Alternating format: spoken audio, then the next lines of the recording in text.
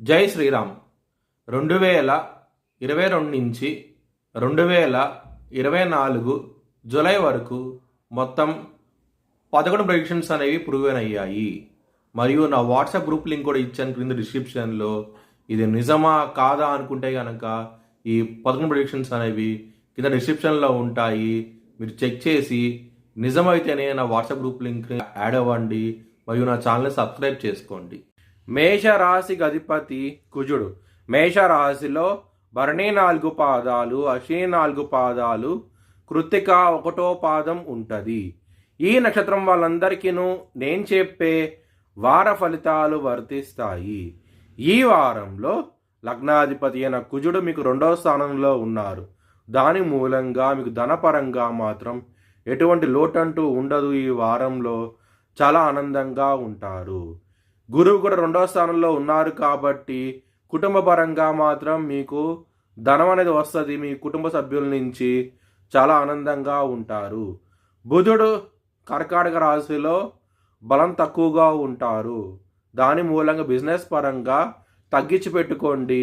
మీకు మంచి ఫలితాలంటూ ఉంటాయి. పెట్టుబడి అనేది చాలా ఆనందంగా ఉంటారు. యాంగ్జైటీ, డిప్రెషన్స్ ఇలాంటివి ఎక్కువయ్యే అవకాశం ఎక్కువగా ఉన్నది. ఈ వారంలో విష్ణు సహస్రం పారాయణం చేయండి. మంచి డెవలప్మెంట్స్ అంటూ ఉంటాయి మీకు ఈ వారంలో. లవర్స్కి మాత్రం ఈ వారం అనేది అంత అనుకూలంగా లేదు. మీకు ఈగో ఫీలింగ్స్ అనేవి ఎక్కువ అవుతాయి. కొంచెం ఇబ్బంది పడే అవకాశం ఎక్కువగా ఉన్నది. సూర్య అష్టకాన్ని చదువుకోండి. మంచి డెవలప్మెంట్స్ అంటూ ఉంటాయి. అష్టమాధిపతి అయిన శుక్రుడు సింహరాశిలో ఉండటం మూలంగా మ్యారేజ్ పరంగా మాత్రం డెవలప్మెంట్స్ అనేవి చాలా బాగుంటాయి. ఈ వారంలో చాలా ఆనందంగా ఉంటారు. మ్యారేజ్ అవ్వని వాళ్ళకి మాత్రం ఈ వారం ఇంకా ఇబ్బందికరంగా ఉంటుంది. మీకు కొంచెం జాగ్రత్త అంటూ ఎక్కువ తీసుకోండి. లలితా సహస్రం పారాయణం చేయండి. మంచి డెవలప్మెంట్స్ అంటూ ఉంటాయి. కెరియర్ పరంగా మాత్రం ఈ వారం అనేది అంత అనుకూలంగా లేదు. మీకు గ్రోత్ పరంగా మాత్రం ఇబ్బంది పడే అవకాశాలు ఎక్కువగా ఉన్నాయి. ఈ వారంలో మీ భవిష్యత్ వివరాల కోసమై హెచ్ఎల్ఎన్ జ్యోతిష్యాలయాన్ని సంప్రదించండి.